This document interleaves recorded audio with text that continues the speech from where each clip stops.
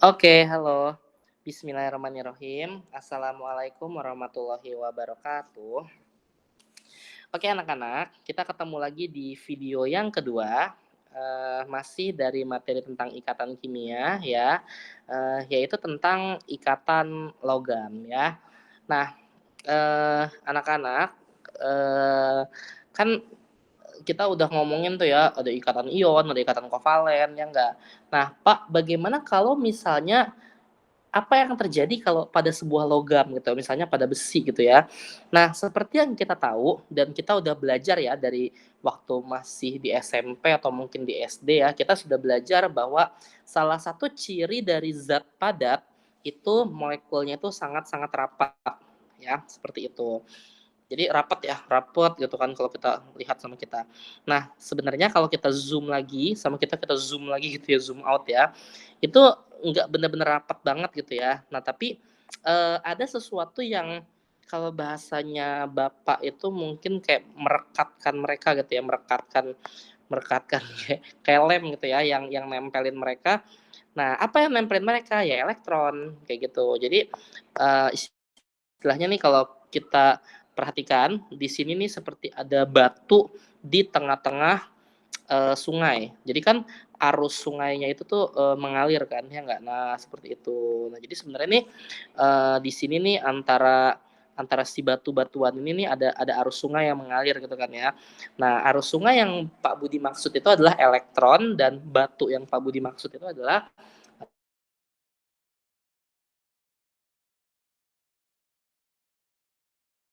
molekul ya. Sini memiliki rumus kita zoom sama kita, apa yang terjadi pada molekul Fe itu ya seperti ini gitu ya. Jadi, antara atom Fe yang satu dengan Fe yang kedua dengan Fe yang ketiga itu direkatkan atau disambungkan dengan sebuah elektron gitu, dengan elektron ya. Jadi seperti ada lautan elektron atau ada seperti sungai elektron ya di dalam, Fe itu, di dalam sebuah molekul Fe. Seperti itu ya. Nah, karena, si logam itu memiliki kerapatan molekul yang sangat rapat, ya rapat banget ya, maka muncullah sifat-sifat seperti satu, namanya logam itu dia keras, ya pastinya ya. Jadi kalau misalnya anak taekwondo ya, itu matahin paling matahin kayu gitu, tapi kalau matahin logam, matahin besi, ya kecuali kalau dia pakai sulap ya, yang besi jadi bengkok gitu ya. Ya nggak bisa kayak gitu, karena dia sangat-sangat keras ya antara, antar molekulnya atau antar partikelnya sangat rapat ya. Yang kedua, dia itu dapat ditempa ya, atau bahasanya adalah dia itu dapat dibentuk, kayak gitu. Ya makanya, kenapa, dia bisa dibentuk cincin, bisa dibentuk kalung gitu ya, persegi ya kan, bentuk segitiga, si besi gitu ya. Karena dia solid gitu ya. Coba deh kalau gas bisa nggak? Gas itu kan ya molekulnya tuh udah kemana tahu kan ya kan, udah nggak bakal bisa dibentuk seperti itu ya. Pak, tapi kok bisa sih Pak dia, dibentuk jadi balon Upin Ipin atau dibentuk jadi balon SpongeBob? Itu bukan dibentuk, tapi dia mengikuti wadahnya ya, seperti itu. Bukan dibentuk bentuknya jadi kayak Upin Ipin ya, bukan ya, seperti itu. Nah, yang ketiga, eee, si logam itu merupakan konduktor, ya. Konduktor itu artinya adalah penghantar, ya. Penghantar apa? Ya penghantar dari panas dan listrik yang sangat baik, seperti itu, ya. Jadi misalnya, kalau misalnya di sini, misalnya Arya punya besi, kayak gitu ya, terus dipegangnya pakai tangannya Arya di sebelah sini. Maaf ya kalau gambar Pak Budi jelek ya, misalnya tangannya Arya ya misalnya ya. Terus di sini, dikasih api gitu ya, besinya dibakar. Ya karena dia itu penghantar ya nggak, maka nanti panasnya itu akan berpindah dengan cepat kemana ya ke tangannya Arya, seperti itu. Makanya disebutnya penghantar panas dan penghantar listrik yang baik. Ya seperti yang kamu tahu, kabel chargeran kita gitu ya, itu kan dalamnya tuh ada logam gitu ya, yang menghantarkan dari, stop kontak ke HP kita, seperti itu ya. Ini adalah sifat-sifat dari logam, oke ya. Nah, kemudian anak-anak, ketika kita belajar ikatan kimia, kita itu akan mempelajari apa aja sih gitu ya. Setelah kita mempelajari ikatan kimia, sifat-sifat apa aja sih yang kita bisa jelaskan dengan ikatan kimia. Nah, pertama itu adalah kelarutan. Nah, anak-anak, kalau misalnya di sini Pak Budi menyebutkan air ya, misalnya di Pak Budi ada gelas isinya air ya, dan di dalam tabung reaksi ini ada sirupnya itu misalnya sirup anggur ya, gitu kan, sirup anggur kayak gitu kan. Nah, sehingga sirup anggurnya ini tumpah ke dalam air dan kita aduk-aduk, larut atau tidak? Larut ya. Nah, ini kita sudah belajar nih kemarin nih gitu ya. Nah, ini akan larut. Nah, kenapa? Karena di sini si air ini sifatnya ya, dan si sirup ketika dia larut dalam air ya berarti sirup ini kita bisa simpulkan sifatnya juga polar. Nah, inilah yang disebut dengan nama larutan ya kan, atau kita sebut juga dengan yang namanya campuran homogen ya. Ada kata-kata homo atau ada kata-kata sama. Nah, ini menunjukkan bahwa air sama sirup itu sifatnya sama-sama polar seperti itu ya. Nah, tapi kalau misalnya kita mencampurkan air sama minyak ya, misalnya minyak itu pakai warna ini deh ya, kayak gitu kita tuang sama kita hingga minyak itu tumpah ke dalam air, dia tidak akan larut. Kenapa? Karena dia akan membentuk lapisan sendiri seperti ini. Nah, ini adalah lapisan minyaknya kayak gitu. Lapisan minyaknya, ini lapisan airnya. Mau kamu aduk-aduk sampai kapanpun antara minyak sama air itu tidak akan pernah bisa menyatu ya. Berarti ini menandakan dia itu tidak larut ya.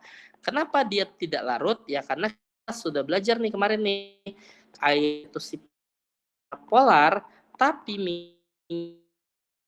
polar ya. Nah, kalau misalnya air itu polar ketemu sama non polar ya dia tidak akan larut. Inilah yang kita kenal dengan campuran gitu. Artinya ya seperti itu. Bisa dipahami sampai sini anak-anak? Oke, bisa ya, Bapak rasa ya. Nah, kemudian yang kedua, ikatan kimia itu menyebabkan terjadinya perbedaan daya hantar listrik, gitu ya, pada wujud padatan, lelehan, sama larutan. Nah, contohnya misalnya kalau padatan itu garam nih, misalnya kita punya garam ya, garam yang di dapur kamu kan itu padat kan wujudnya kan, ya nggak seperti serbuk gitu ya, padat ya, kayak gitu. Nah, anak-anak itu disebutnya padatan. Kalau garam itu Pak Budi panasin sama Bapak, ya, sehingga garam itu meleleh dari yang wujudnya padat menjadi wujudnya cair, apa? Lelehan. Ya, seperti itu. Kalau dia meleleh ya, karena Bapak panaskan. Nah, tapi kalau larutan itu beda cerita. Itu garamnya Pak Budi ambil 1 sendok, Bapak masukin ke dalam air, Bapak aduk-aduk. Nah, itu namanya adalah larutan ya. Bedain antara lelehan sama larutan ya. Kalau air, Pak Budi panasin doang sehingga meleleh gitu. Larut itu ya ketika Pak Budi ambil dia 1 sendok makan dan kemudian Pak Budi larutkan dia ke dalam air ya. Nah, anak-anak itu ya, itu bedanya antara padatan, lelehan, sama larutan. Ternyata ya, kalau misalnya senyawanya itu senyawa yang memiliki ikatan ion ya, ini pada padatannya mau ion, mau kovalen polar ataupun non polar, ketika wujudnya masih padatan dia tidak akan bisa menghantarkan listrik sama sekali, ya. Tapi kalau wujudnya lelehan gitu ya, si ion itu makanya hati-hati kalau misalnya tangan kamu habis megang garam, terus garamnya itu cair di tangan kamu, hati-hati ketika kamu berurusan sama stop kontak ya sama listrik ya, karena itu bisa menjadi penghantar listrik yang sangat baik ya, seperti itu. Tapi kalau polar itu tidak bisa ya, tidak bisa menghantarkan listrik pada wujud lelehannya. Pada wujud larutannya, senyawa ion itu bisa menghantarkan listrik ya. Jadi kalau air udah kamu campur sama garam ya, terus kena tangan kamu, hati-hati juga ketika kamu berurusan sama listrik ya anak-anak ya, seperti itu. Tapi kalau kovalen, begitupun juga dengan kovalen polar ya. Contohnya ya H2O, air biasa. Air biasa itu makanya kalau tangan kita lagi basah, hati-hati karena dia bisa menghantarkan listrik ya. H2O itu kan polar tadi ya, ada PeB-nya seperti itu. Tapi kalau kovalen nonpolar pun baik fase padatan, lelehan maupun larutan, dia tidak akan bisa menghantarkan listrik seperti itu ya. Nah, yang ketiga ini yang paling seru nih ya, yaitu titik didih sama titik leleh. Nah, urutannya yang paling tinggi titik didihnya dan titik lelehnya itu adalah si logam ya. Ketika kita punya logam itu pasti titik didihnya sangat tinggi. Jangankan ngomongin titik didih itu berarti mendidih ya, berarti dari air jadi gas ya. Kalau misalnya titik leleh itu berarti dari padat jadi cair ya kan, itu meleleh ya namanya ya. Jangankan titik didihnya, titik lelehnya saja untuk kita melelehkan besi contohnya itu kan butuh panas yang bisa sampai 1000 derajat Celcius ya, misalnya contohnya seperti itu, kayak gitu baru dia bisa meleleh gitu ya. Itu baru meleleh, belum mendidihnya nanti ya, seperti itu. Nah, kemudian yang kedua, urutan yang keduanya itu ketika kita memiliki ikatan ion. Ya, ingat ya, ikatan ion itu ikatan yang terjadi karena pertemuan antara ion positif dengan ion negatif, seperti itu ya. Nah, yang ketiga anak-anak itu ketika kita memiliki ikatan kovalen yang sifatnya polar ditambah lagi dia memiliki ikatan hidrogen. Ingat ya, ikatan kovalen polar memiliki ikatan hidrogen, di mana ikatan hidrogen itu kemarin pertemuan antara apa? H sama FON. Seperti itu ya.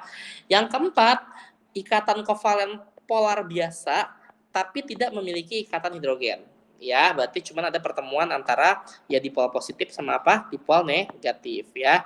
Dan ada PeB-nya. Oke. Dan yang terakhir itu adalah kovalen yang nonpolar. Nah, ini yang paling rendah nih titik didihnya nih ya.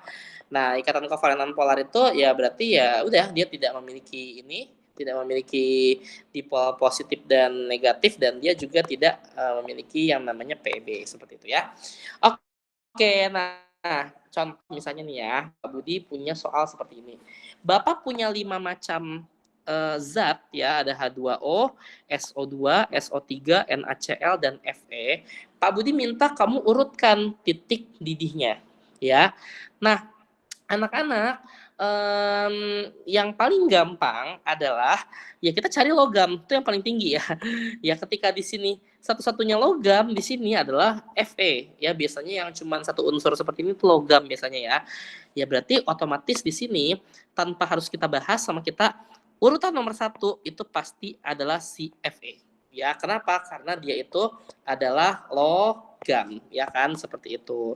Oke, nah yang kedua adalah yaitu ketika kita memiliki ikatan ion.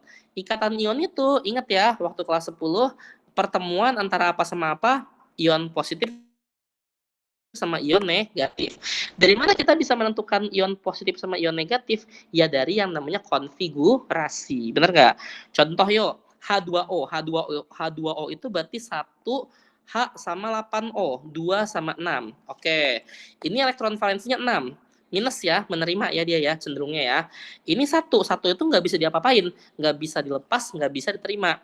Otomatis H2O ini tidak bisa ngebentuk ikatan ion, karena di sini cuma ada dia doang yang negatif, bener kan? Oke, SO2 itu S sama O. S itu kebetulan juga 2 sama 6. Ya pastinya 2 sama 6 itu juga bukan merupakan ikatan ion. Begitupun juga dengan SO3 ya. Ya enggak? S sama O, 6 sama 6.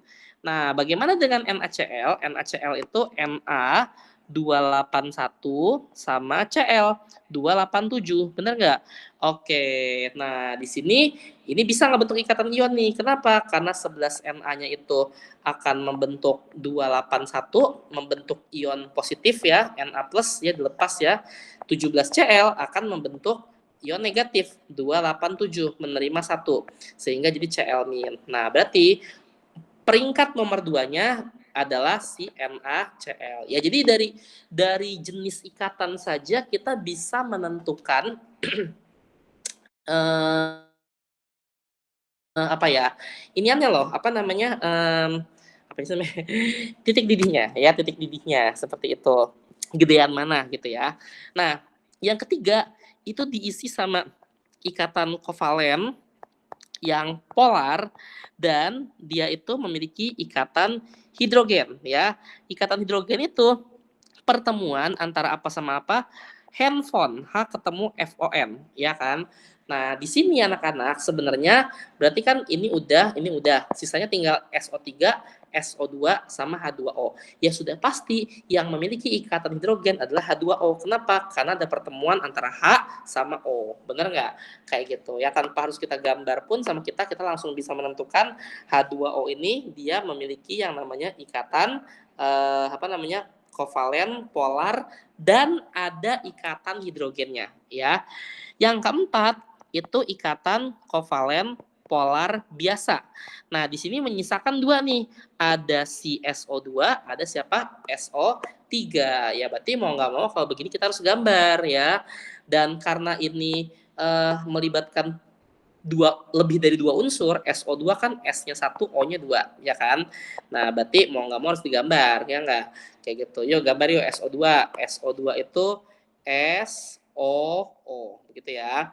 Nah, S-nya tuh kan ada 6 ya. 1, 2, 3, 4, 5, 6. Ini juga ada 6. 1, 2, 3, 4, 5, 6. 1, 2, 3, 4, 5, 6. Ya nggak? Oke. Nah, anak-anak, ini sama-sama butuh butuh dua, ini juga butuh dua. Nah, maka apa yang terjadi? Ya nanti mereka akan 2 sama 2 itu kan berikatan kovalen rangkap ya, bener nggak? Nah, ini udah nggak butuh, ini udah nggak butuh. Nah, bagaimana dengan nasib yang sebelah kanan? Ya, dia memiliki ikatan kovalen koordinasi, bener nggak? Dipinjemin ya, seperti itu. Dan karena kita sudah belajar bentuk molekul, yuk kita benerin yuk bentuk yang sebenarnya ini bukan linear ya, tapi V atau bengkok. Bener nggak? Kenapa bengkok? Karena memiliki PEB di sini ya. Jadi gambarnya itu akan menjadi seperti ini nih gambarnya nih. Nah, ini ikatan koordinasinya ya, pakai tanda panah seperti ini. Nah, ini seperti ini. Oke. Nah, karena dia punya PEB, anak-anak di sini, ya nggak? Dia punya PEB kan? Maka dia itu sifatnya adalah yang polar. Berarti ikatan kovalen polarnya itu terjadi pada SO2. Dan urutan yang terakhir yang paling rendah anak-anak si SO3 ya. Kalau SO3 itu O dan O ya. Hanya satu lima enam tiga enam dua dua dua yang apa namanya rangkap. Oke. Nah, yang terjadi ini akan berikatan kovalen rangkap 2 ya. Oke, mungkin ini gambar SO3 ya. Benar ya. Koordinasi. Nah, sehingga kalau kita benerin bentuknya itu jadi segitiga planar ya. Oh, ada lagi PEB karena semuanya nah ini yang menyebabkan dia sifatnya adalah nonpolar seperti itu. Oke. Nah, jadi kita bisa mengurutkan ya. Urutan pertama itu logam, kemudian NaCl, H2O, SO2 baru CSO3 seperti itu ya urutannya. Nah, anak-anak, ketika kita sudah belajar ikatan kimia, kita bisa menjawab pertanyaannya, kenapa sih Pak air sama bensin itu berbeda titik didihnya? Contoh misalnya ya, kalau kita mau bikin Indomie, kita perlu memanaskan air 5-7 menit, baru dia mendidih, ya enggak? Tapi apakah kamu membutuhkan waktu 5-7 menit juga untuk kita memanaskan si bensin ya, atau kita membakar si bensin? Ya jangankan butuh 5 menit, kamu sundut sedikit aja pakai api dia pasti akan langsung kebakar ya enggak? Seperti itu gitu ya. Nah, padahal kan sama-sama zat cair, Pak. Nah, kenapa dia bisa seperti itu ya? Karena terjadi perbedaan ya anak-anak ya antara kovalen polar sama kovalen non polar gitu ya. Yang mana yang lebih kuat? Pastinya polar. Kenapa polar itu lebih kuat? Ya kita balik lagi ke konsep yang tadi. Karena polar itu ikatannya itu real, ada gaya dipol-dipol antara positif sama apa? Negatif. Tapi kalau non polar ya gaya dipol-dipolnya ada tapi sesaat. Jadi sangat lemah sekali ya. Seperti itu ketika ikatannya lemah ya maka dia semakin mudah untuk dibakar ya, semakin mudah mendidih, semakin mudah meleleh seperti itu. Oke, bisa dipahami ya sampai sini ya anak-anak ya. Oke, semoga kamu mengerti, materi dari hari ini. Jika tidak ada yang mengerti silakan boleh, PC dan WA Pak Budi. Nah ini Pak Budi punya latihannya, ada 5 soal, silakan nanti kamu kerjakan ya, 5-5-nya. Urutkan titik didihnya dari 5 senyawa ini. Oke, mungkin, itu ya, materi yang bisa Pak Budi sampaikan untuk, hari ini ya, kurang lebihnya Bapak mohon maaf ya, wabillahi taufik wal hidayah. Assalamualaikum warahmatullahi wabarakatuh.